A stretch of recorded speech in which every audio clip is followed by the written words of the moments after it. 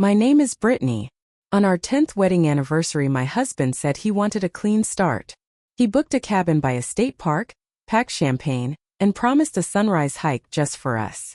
The trail wound through pines and slick stone, toward a lookout where the river leapt into air and broke in white thunder. He kept telling me to hurry. He kept checking his watch. I kept counting the ways his voice had changed in the last 3 months. Mist hung over the ledge like breath. The guardrail ended 20 yards back where the rock narrowed. He took my hand and led me past the sign that said "Do not cross." "One photo," he said.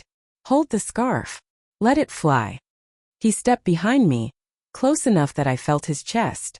I lifted the scarf because I always did what made a good picture. The roar drowned the smallest sounds. He whispered, "I am sorry." I turned. He was not holding the phone. He was holding my elbows. His eyes were flat. There was a small white scar at his lip that only shows when he clenches. He clenched. The shove was not a stumble. It was a decision. Stone slid under my boots. The world tilted. The horizon came up like a door slamming. The air grabbed my scream and flung it into water. Falling is not long. It is a stack of details. Wet granite. Cold spray. The yellow fringe of my scarf cartwheeling away. Then my left hand hit a thorn of rock and every nerve burst into light. Fingers found a crack. Nails tore. My right forearm slammed a ledge and stuck. My body spun, slammed again, and hung. The waterfall's throat roared inches from my face. To my left, a ledge no wider than a shoe. To my right, nothing. Above me, his silhouette stared over the edge. For a second I thought he would reach down. He did not. He crouched, peered, and stood. He scanned the trail. He pocketed the phone he had used to frame the shot. He stepped back. He waited. He was listening for the sound that meant his life had become easier. I pressed my cheek to the rock and counted breaths. The old climbing lesson I learned one summer working at an outdoor camp came back like a pulse. Slow your panic. Test each hold. Move only what you must. I tucked my knee to find friction. My boot sole slid, then bit. The crack under my fingers thinned. Skin split. I shifted weight to my forearm. The ledge to the left offered 2 inches of mercy. I eased my boot onto it, then the other. I said one word into the spray. Now. My husband's footfalls moved away along the ridge. I heard them because I knew his cadence. Long stride. Toe heavy. No hurry, because he believed the river had finished what he started. He would walk back to the cabin with a story about grief and slippery stone. He would phone for help with a voice he practiced. He would cry where people could see him. I inched sideways, hugging the rock, until the cliff scooped inward. I found a break in the slate where scrub roots clung. I wedged my shoulder and lifted. The water tore at my jacket. My throat burned with metal. When I pulled into the bowl of rock, my knees gave out. I pressed my forehead to stone and shook until the world steadied.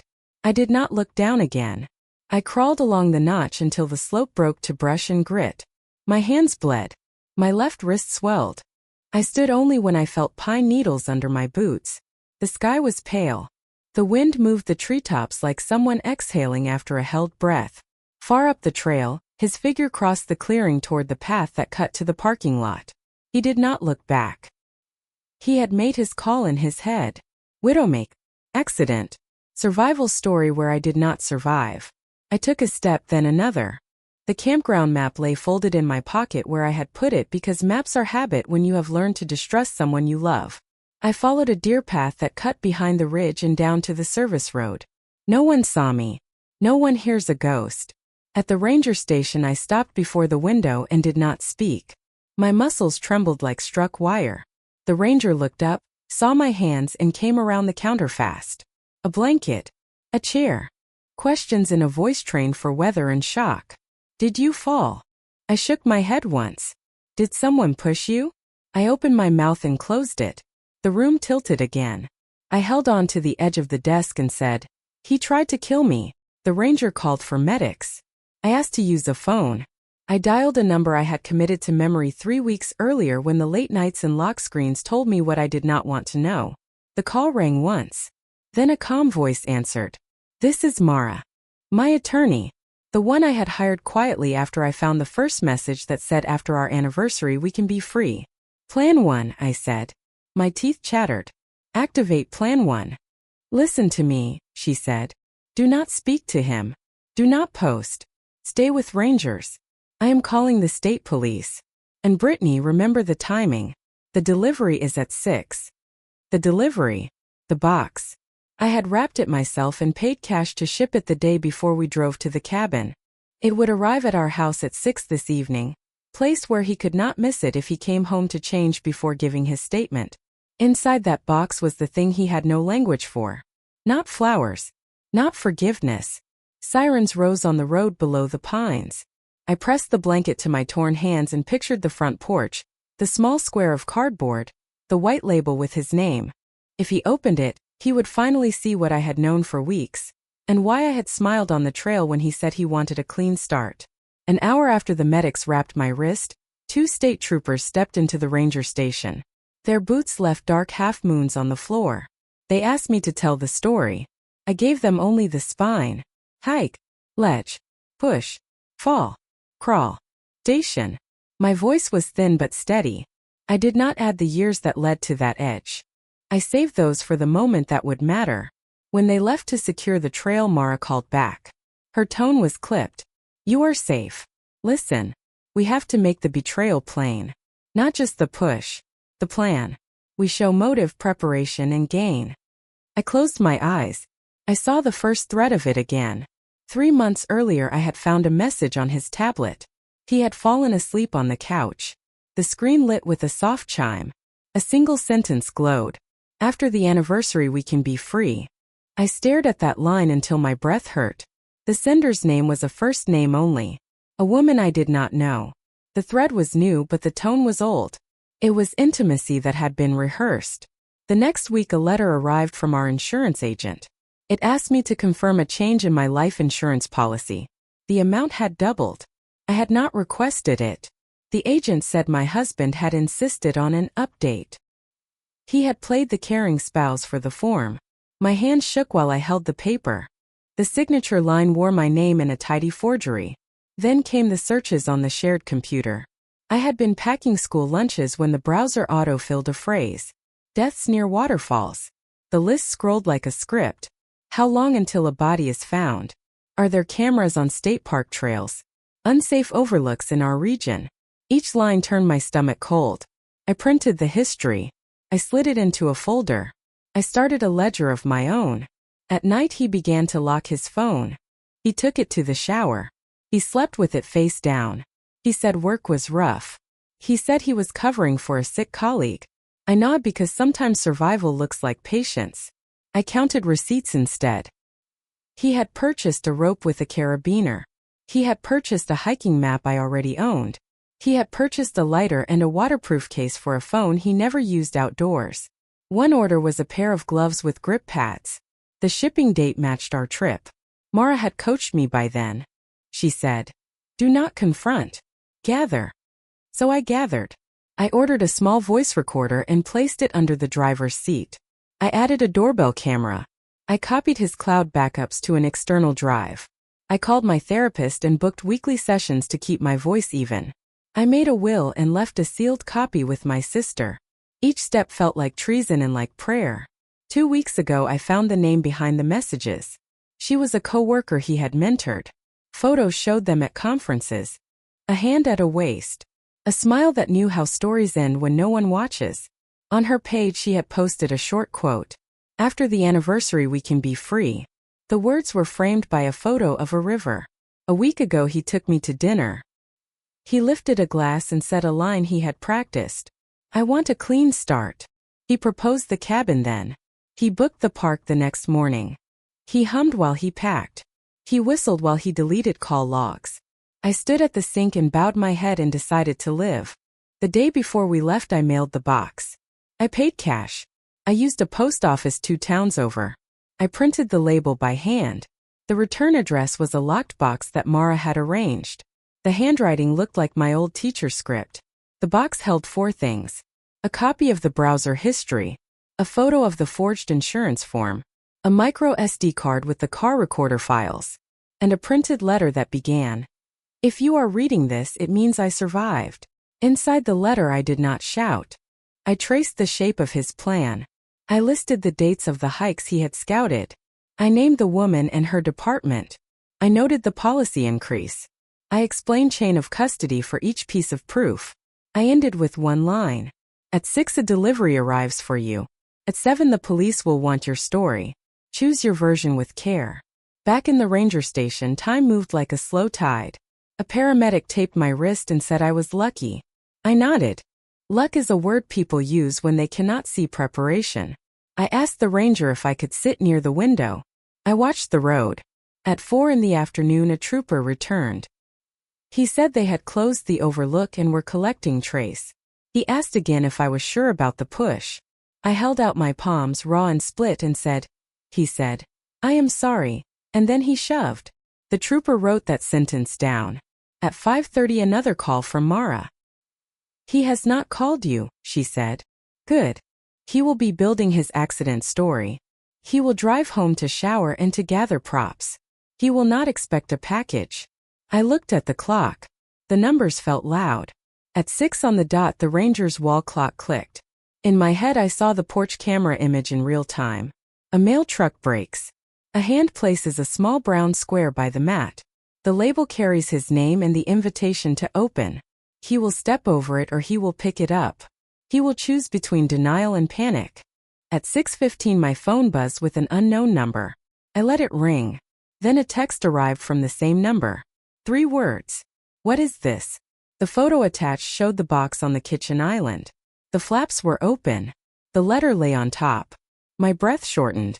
He had not fainted yet. He had texted because he still believed in control. I typed nothing. Mara texted me. Do not reply. She added, state detectives are en route to your house for a welfare check and to secure evidence. I gripped the chair until my knuckles ached. At 6:24 another text came in. We can talk. Then another. You misunderstood. Then another stranger. Where did you get these recordings? It was the first crack. He had admitted the files were real. At 6:29 the doorbell camera pushed a clip to the cloud. He had stepped onto the porch. He had looked into the night like a man who fears witnesses.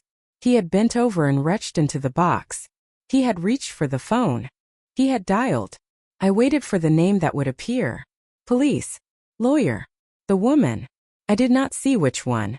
The clip ended with him leaning his hands on the frame like the house was the only thing holding him upright. At 6:32 a final text from the unknown number. Please. Do not. No subject. No apology. Not even my name. Only fear that the story would leave his mouth and enter the world in the wrong shape. A knock sounded at the ranger station door. The trooper returned, not alone. A detective with a badge at her belt stepped in, eyes alert. Brittany, she said. Your husband just reported a tragic accident at the falls. But we also have a call about a package at your home. I need you to tell me exactly what is in that box. I lifted my chin. The clock ticked. The box had begun to speak. The detective's question hung in the air. I answered in a steady voice. Inside the box are proof of forgery, proof of searches, proof of his affair, and recordings from the car. She looked at me long and slow, then nodded once. We will retrieve it, she said. And Brittany, do not underestimate how hard he will fight now. By the time they left, the sun had gone behind the ridge. I sat with the ranger until a deputy drove me to the clinic. My wrist was fractured. My ribs bruised. The nurse wrapped me, prescribed rest, and asked if someone could take me home. I shook my head. Home was no longer safe. That night I stayed in a motel. The door had 2 locks. The window faced the parking lot. I set my phone on the nightstand and opened the folder of evidence I had been building. Each page told a fragment. Together they made a map of betrayal. First were the emails. He had used a hidden account. The password reset had gone to his phone, but I intercepted the notification once. The messages were short. Soon. After the trip. No more lies. She signed with a heart. I printed them and dated each one. Second were the browser histories. I had scrolled back months. Phrases about accidents. Phrases about inheritance. Even a search for fastest payout life insurance. Each line I printed, highlighted, and cross-referenced with his credit card receipts. Third was the forged form. My signature copied too neatly on a policy increase. Mara had verified with the insurance office that I had never signed. The agent was ready to testify. That single document could end him in court. Then came the recordings. The small device under the car seat had caught 3 conversations. In one he said, "She will not fight it. She trusts me." In another he laughed about fresh air and slippery stone. The third was worst. He told the woman, "By the time we celebrate, she will be gone." His voice was flat. No hesitation. I also had screenshots of bank transfers. Money moving from our joint savings into an account under his name only. Dates matched weekends he claimed were work trips. Each withdrawal was followed by hotel receipts. 2 guests. 1 bed. I spread everything on the motel desk until the wood disappeared under paper. I numbered the stack. Exhibit 1 through 20. Then I added the final item. A copy of my will signed weeks before. If he had succeeded, he would have inherited almost everything. Motive written in law. At midnight Mara called.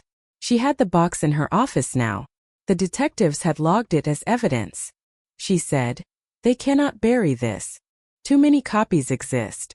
Keep yours safe." I tapped the folder.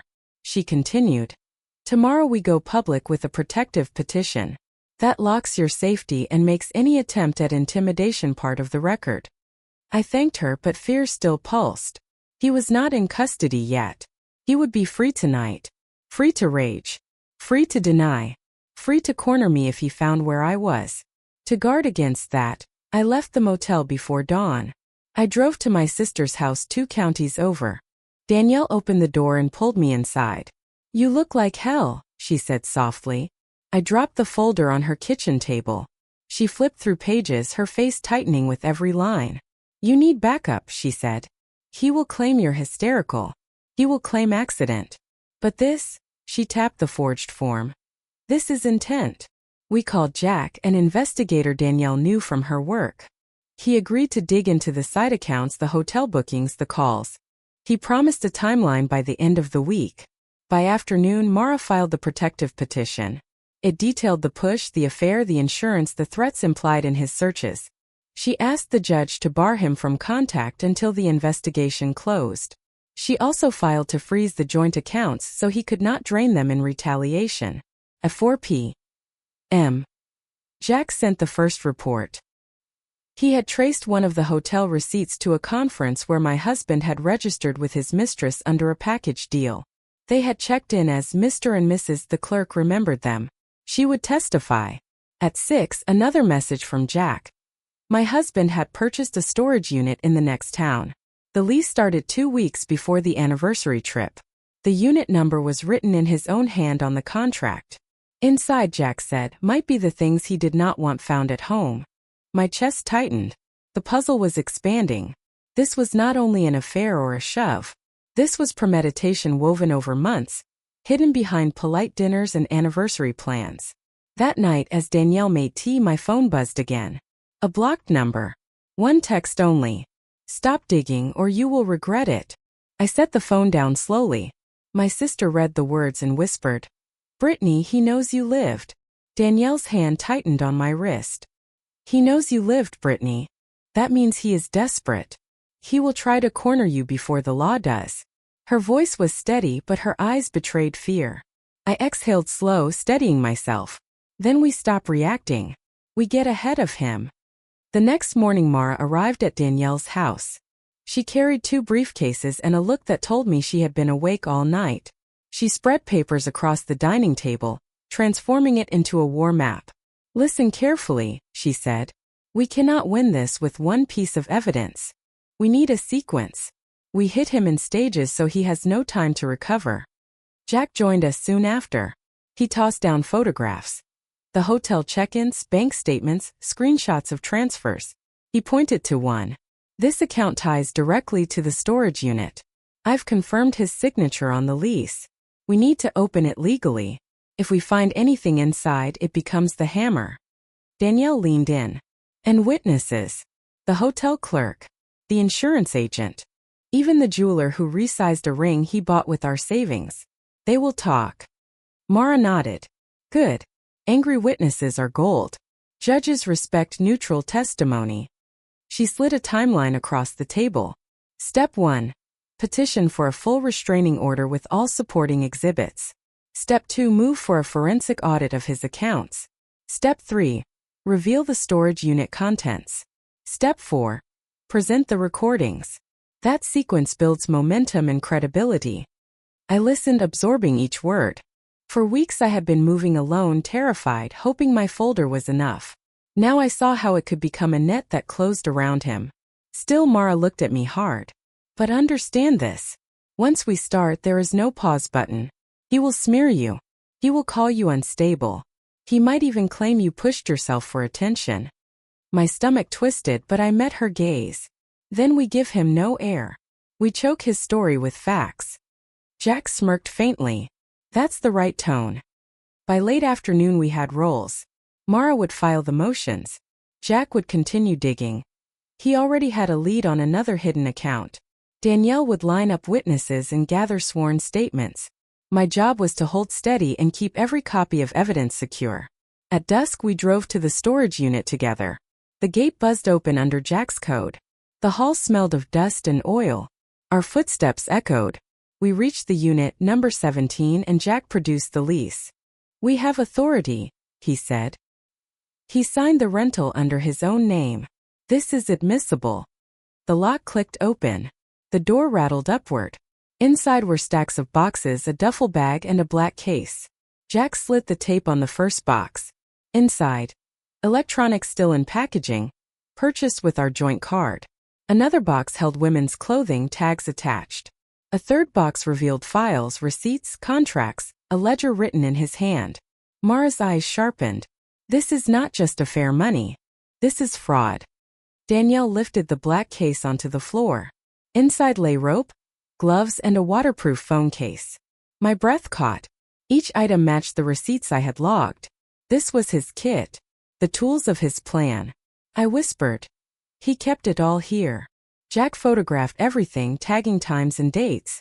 He bagged the rope and gloves. This proves premeditation. A prosecutor will salivate over this. We closed the unit carefully, resealing boxes to maintain chain of custody. Mara locked the evidence bag in her briefcase. She looked at me and said, "You are no longer surviving, Brittany. You are building a case that buries him." I nodded, though my hands trembled. That night, back at Danielle's, we spread the photos on the table. Each one was another nail.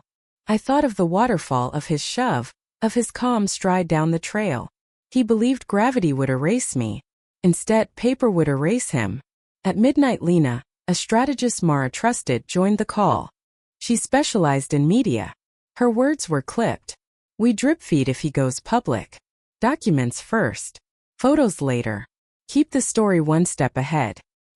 He cannot outpace truth if we release it in waves. Mara agreed. This is not just legal. It is narrative.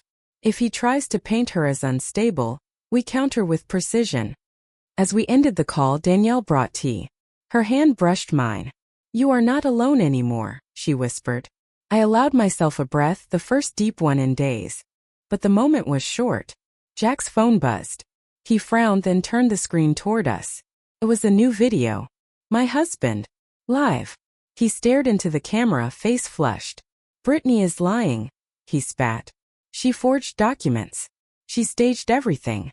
Tomorrow I prove she is a fraud." He leaned closer, his voice breaking. "And when I do, she will lose everything." He went live and called me a liar. He wanted the narrative. He wanted the first strike. He thinks loud wins. He does not know how quiet, precise truth can be. We met at Danielle's kitchen. The dining table looked like a command center. Mara spread legal pads. Jack set a laptop to show timelines. Lena pulled up sample headlines. Danielle brewed more coffee and kept her hand on my shoulder. We did not panic. We planned. Mara began. First, we make his public claims a legal dead end. We file for a temporary restraining order. We file a criminal referral for attempted murder and fraud. We seek an emergency audit of all joint accounts. Her words were clean. Each one had teeth. Jack added, "I will get subpoenas for hotel guest logs. I will get CCTV from the trailhead. I will pull call records from the area on the day of the hike. I will check the storage unit again and catalog everything with forensics. He spoke like a man who loves lists. Lists make things real. Lena set the media plan. We do not feed the smear. We drip facts. 2 documents a day. 1 verified witness on day 1. 1 forensic photo on day 2. We leak to a trusted reporter under embargo. When we go public, we control the pool. No emotion. Short statements. Let the exhibit speak. Her tone was steady. Her eyes did not blink. Danielle said what sisters say. I will testify to his mood swings. I will open my inbox to you. I will bring friends who saw him leaving with that woman. She was small and fierce at once. Her anger was a protective thing. We wrote the timeline. Step 1, file restraining order with exhibits. Step 2, freeze accounts and serve forensic subpoenas. Step 3, serve storage unit inventory and chain of custody. Step 4, release the audio clips with the timestamps. Step 5, press conference after the judge issues the order. Each step fed the next. Mara warned about traps. He will try to steal the script. He will file his own motions. He will accuse you of staging. He may try to get emergency custody. We prepare for that. We draft a stability packet, pay stubs, rental agreements, a calendar of doctor visits. We show consistent life. She slid a thick folder toward me. It smelled like paper and hope. Jack nodded. We set a watch on his accounts. If he moves funds, we file contempt. If he sells assets, we move to freeze. We will also monitor social channels for fake leaks. Lena will coordinate takedowns. Lena tapped a few keys. I have a list of verified outlets that will run our packet in full. Not opinion. Not spin. Forensic facts with bylines. If he posts an edited clip, we counter with the raw tape. We do it fast. We do it legally. We practice statements. Short lines. No weeping. No moralizing. He tried to kill me. I practiced. I have proof. That was all I needed to say. The rest would be exhibits. Mara drew a legal calendar. We file at 8 a.m. tomorrow. We asked the court for an expedited hearing within 24 hours. The press package goes out once the court filing is confirmed. Jack will deliver the storage inventory and the hotel affidavits. Lena will release the audio with a forensic transcript attached. The room held its breath like a muscle. This was the plan I had imagined during sleepless nights. It felt brutal. Felt right. It felt like taking a sharp thing that had been used on me and turning it into a scalpel I could hold. We also made contingency moves. If he tried to smear me on social live, Lena would push the recorded audio within an hour. If he filed for custody, Mara would file for supervised visitation and for a forensic evaluation. If he retreated and tried to disappear, Jack would have asset trackers ready. Each response had a counter. Each counter had proof. Then Jack's phone buzzed. He glanced at the screen and his face tightened. This is not a drill, he said. Someone filed an emergency petition in our county court. He read the line aloud. Petitioner alleges evidence tampering and requests temporary seizure of all digital devices belonging to the victim and her close associates. For a second the room went silent. The plan we had just made depended on those devices. The recordings. The backups. The chain of custody. If someone got a seizure order first, our net could be cut. Mara's jaw set. She closed her eyes and breathed in. We expected counters, she said. They filed early. Lena hit the screen fast. The petition was filed from an attorney we have seen in smear campaigns before. They probably used his name as leverage. But a seizure order can move fast. We need to act now. Mara reached for her phone. Call the court. Put a freeze on any seizure. File an emergency motion to protect evidence. Notify the clerk that the items are subject to contested custody in litigation. We will ask the judge to require notice before any physical seizure. We will file an affidavit showing chain of custody for our backups. Danielle's hands trembled. She stood and paced. They are trying to steal our story, she whispered. They are trying to disarm us. I felt cold and steady. Then we protect the backups first. I pushed my chair back.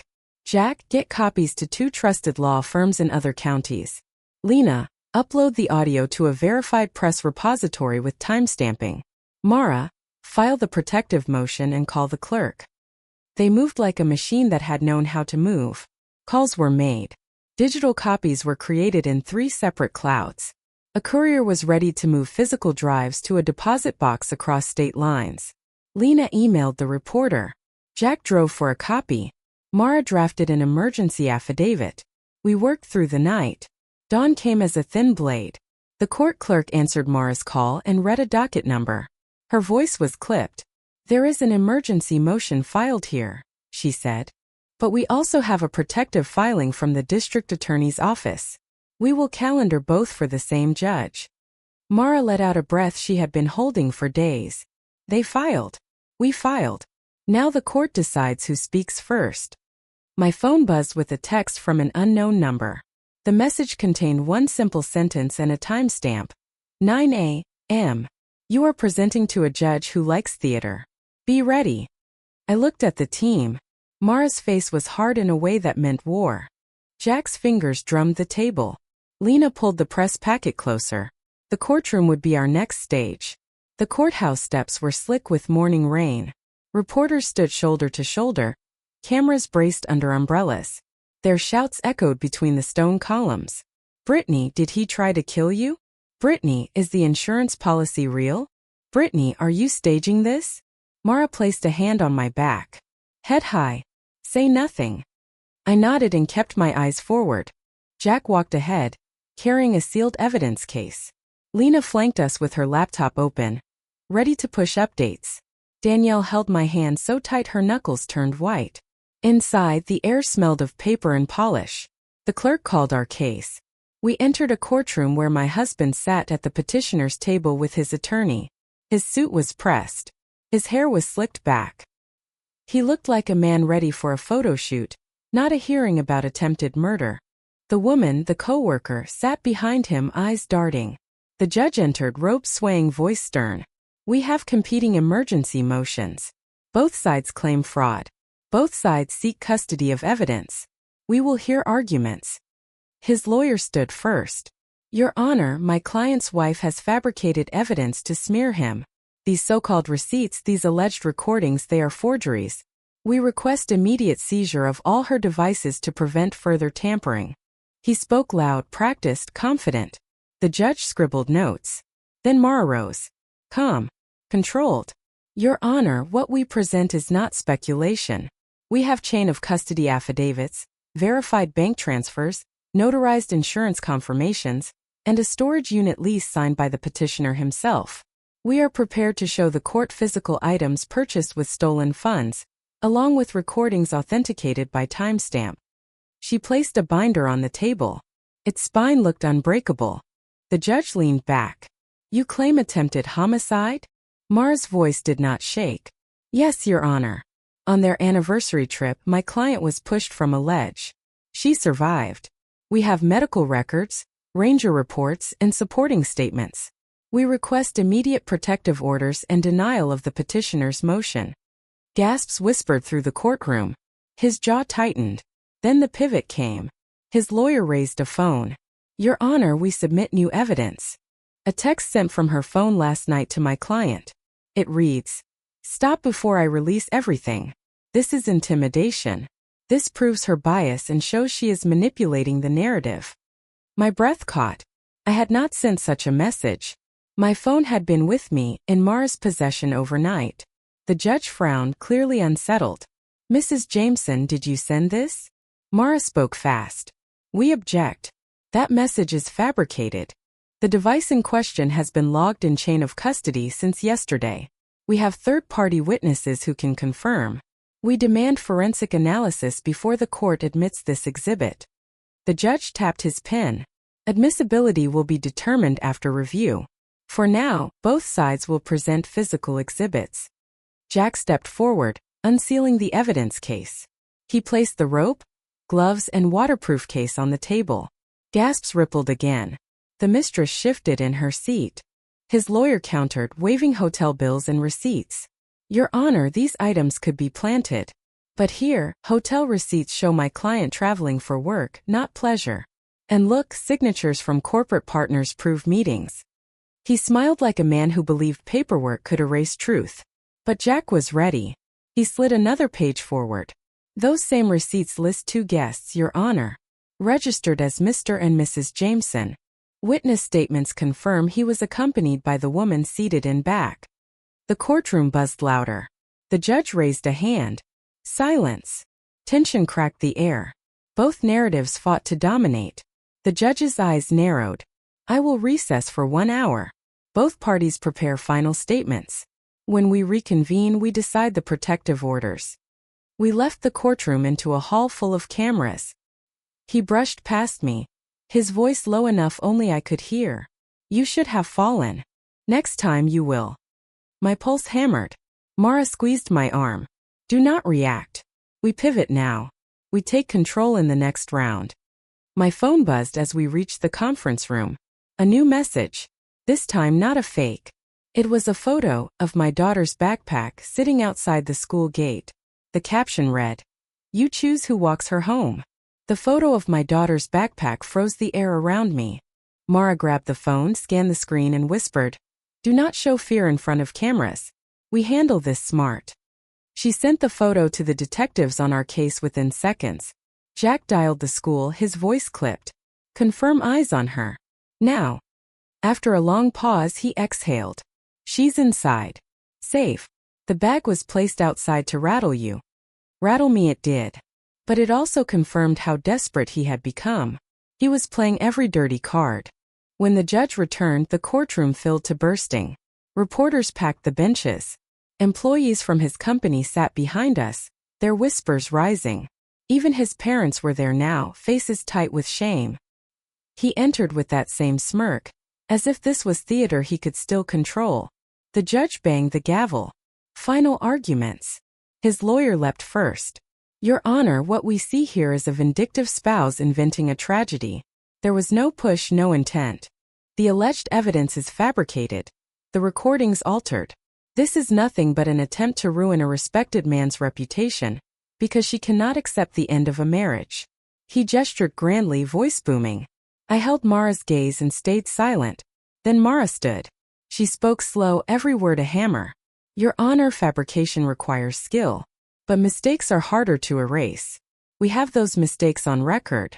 We have receipts showing fraudulent insurance increases.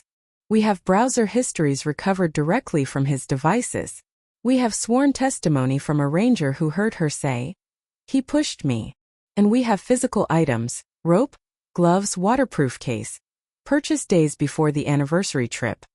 The judge leaned forward. Mara continued. And now we add this. She nodded to Jack. Jack rolled a screen to the center of the courtroom. He tapped his laptop. The projector came alive. Audio filled the room. His voice flat, captured in the car recorder. She won't fight it. She trusts me. After the trip we're free. Gasps rippled through the audience. The mistress shifted in her seat, pale. Reporters scribbled like wildfire. The second clip rolled. Fresh air, slippery stone. No cameras out there. Just us. The courtroom buzzed louder. The judge raised his hand for silence. Then the third. The one that sealed it. By the time we celebrate, she'll be gone. His voice unmistakable. Cold. Premeditated. His face drained. He stood shouting. Those are doctored. Lies. But the judge's hand slammed the bench. Order. Sit down. Mara placed the final exhibit on the table. A notarized affidavit from the insurance agent. It confirmed the forged policy increase and his request for a rush processing. She slid it toward the judge. Motive. Means. Intent. Your Honor, this is not speculation. This is attempt. The mistress broke. She covered her mouth, then whispered loud enough for the courtroom to hear.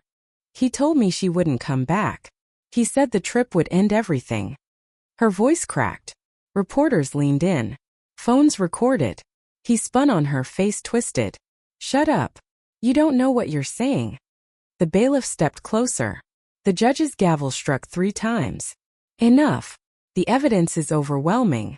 Protective orders are granted. All joint accounts are frozen. Custody remains with Mrs. Jameson. and given the recordings and corroborating testimony, this case is referred to the district attorney for criminal prosecution. The courtroom erupted. Reporters shouted. His parents put their heads in their hands. The mistress sobbed into her palms. He shouted over everyone, his voice ragged. "This isn't over, Brittany. You'll regret this." The bailiff restrained him as he lunged toward our table. Cameras flashed, capturing every frame of his collapse. I sat still, spine straight, hands folded. He had tried to kill me in silence. Now his own voice had killed his future in front of everyone. As the bailiff dragged him out, a phone buzzed on the evidence table. Jack frowned and tapped the screen. A new file had uploaded to the cloud. Title: Waterfall Full Video. My stomach turned. Someone had filmed that day, and the clip had just surfaced. The file name glowed on Jack's screen: Waterfall Full Video. My pulse thudded in my ears. Mara leaned over, whispering, "Play it. But be ready, if it is authentic, the world will see." Jack hit the key. The courtroom monitor flickered. Grainy footage filled the screen. A hiker's camera, shaky but clear enough. The mist of the falls framed two figures, me scarf lifted and him stepping behind. The sound of rushing water drowned words, but the image was brutal. His hands pressed my elbows. My body lurched forward. My scream cut through even the static. Then the hikers gasped, the camera jerking, and the scene freezing as I clung to the rock. The room erupted. Reporters surged. The judge pounded his gavel until wood cracked. Silence. But silence was gone. The truth had detonated. He screamed, "That's fake. Deepfake. Lies." His lawyer tried to object, but even he looked pale. The judge's face was granite. "We now have corroborating video evidence. This court refers immediate custody of all electronic devices to forensic experts. Bail is considered." The bailiff seized his phone. Another officer cuffed his wrists. His smirk was gone. His mistress sobbed into her hands, shaking her head. His parents looked like stone statues. Outside the courthouse, news broke within minutes. Executive husband pushes wife at waterfall, video confirms. Headlines rolled faster than we could read. Networks replayed the clip on loop. My scream echoed across every channel. Detectives ushered me through a side exit. Reporters still caught the shot. Me walking calm, my wrist in a brace, Mara at my side, Danielle clutching my hand. They shouted questions, but I said nothing. The image was enough. In the holding cell, he raged. We learned through officers that he slammed his head against the bars, shouting that I had ruined him. He demanded to call the mistress. She refused to answer. By evening, she had signed a statement confirming the affair, the plans, and his words about me. Her betrayal of him was complete. Jack updated us. The storage unit evidence, the audio, the insurance forms, now combined with the video, it's airtight. He cannot walk free. The DA is moving fast. Mara stayed cold. We are not done until charges are filed. But Brittany, today you won the narrative. The world saw the shove. There is no hiding now. By nightfall, my phone buzzed nonstop. Messages from strangers, women, men, even old friends. "You are brave. You survived. We believe you." I read them with trembling hands. For months I had carried proof alone. Now the world carried it with me. But as I sat on Danielle's couch, my daughter asleep upstairs, a new notification appeared. An email with no sender. The subject line: "You think he acted alone?" Attached was a single file. A bank transfer. The name on it was not his. I stared at the screen. Another account. Another signature. Someone else had funded part of his plan. My victory was real, but the war might not be over. Morning light cut through Danielle's curtains, but it brought no peace. My phone pulsed with notifications. Headlines, messages, reporters begging for comment. I ignored them all. Instead, I stared at the email that had arrived the night before. The line burned into me. "You think he acted alone?" At 8 a.m. Mara arrived with fresh files. She wore the same suit as yesterday, her hair pinned, her eyes sharper than ever. "The DA is pressing charges," she said flatly. "Attempted murder. Fraud. Insurance forgery. The works." Relief brushed me, but it lasted only seconds. I handed her my phone. She read the email, scrolled to the transfer slip, and hissed, This is not from his accounts. This is external. Someone wired him money right before the anniversary trip. Jack joined by speakerphone. I've seen this. The transfer came from a shell corporation. It is not hers. He meant the mistress. And it is not his company. Someone else was feeding him. Danielle slammed her palm on the table. He was not just cheating. He was sponsored. Mara pinched the bridge of her nose. We cannot confirm yet. But this means motive expands. It could explain why he acted so boldly. Someone promised him a cushion if he succeeded. The DA's office called at 9. They wanted me at the courthouse for formal statements. The video is powerful, the prosecutor said. But the recordings, the insurance, and this new financial trail, it paints conspiracy. I sat in a small office with detectives.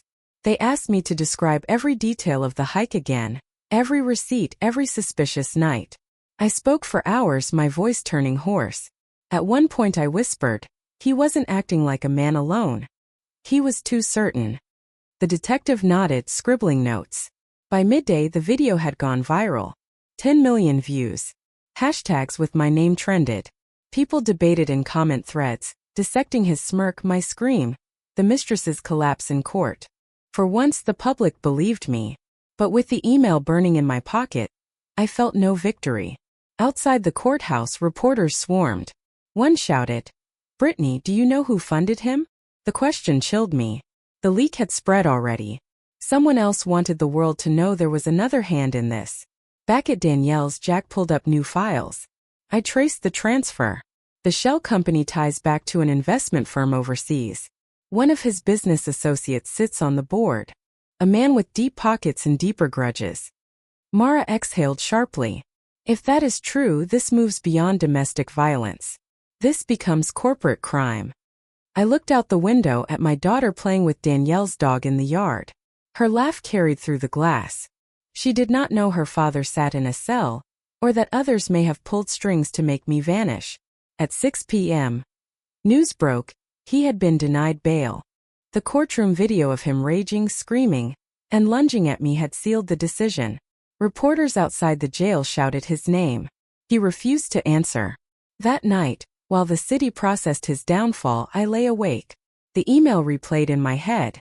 You think he acted alone? My husband had tried to kill me. The courts had seen it. The world had seen it. But somewhere out there, someone else had invested in my silence. At midnight, another message landed in my inbox. No text. Just a photo, my box, the one I had mailed him, sitting unopened on a stranger's desk. The caption read, Round 2. The photo of my box on a stranger's desk haunted me, but by dawn I had clarity. He was locked away. The DA had enough evidence to bury him under years of charges. The mistress had testified against him. His parents refused to post bail. For the first time in months, the danger wasn't in front of me. Mara reminded me. We will pursue the new lead. The email trail. The transfer. But you have already won the first war, Brittany. Jack confirmed. Every backup, every recording, every witness statement is secured in 3 separate jurisdictions. Even if someone tries to erase you again, they cannot erase the truth. And Danielle, my sister, simply hugged me and whispered, You are free. I thought of the waterfall, the roar of water, the cold rock tearing at my hands. I thought of the courtroom, of his face breaking when his own voice damned him. And I thought of my daughter laughing in Danielle's yard, untouched by the war her father had started and lost. I walked out into the sunlight and breathed deep. My life was not the same, but it was mine again. He had tried to control my ending. Instead, I had written his. Revenge does not always come with fire and fury. Sometimes it comes with paper, with witnesses, with the patience to let the truth stand taller than any lie. He believed betrayal was power.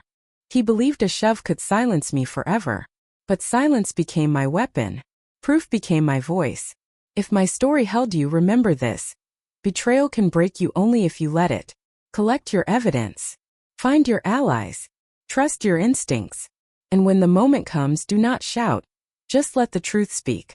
Subscribe for more stories of betrayal and justice. And never forget, when someone underestimates you, that is when your power is sharpest.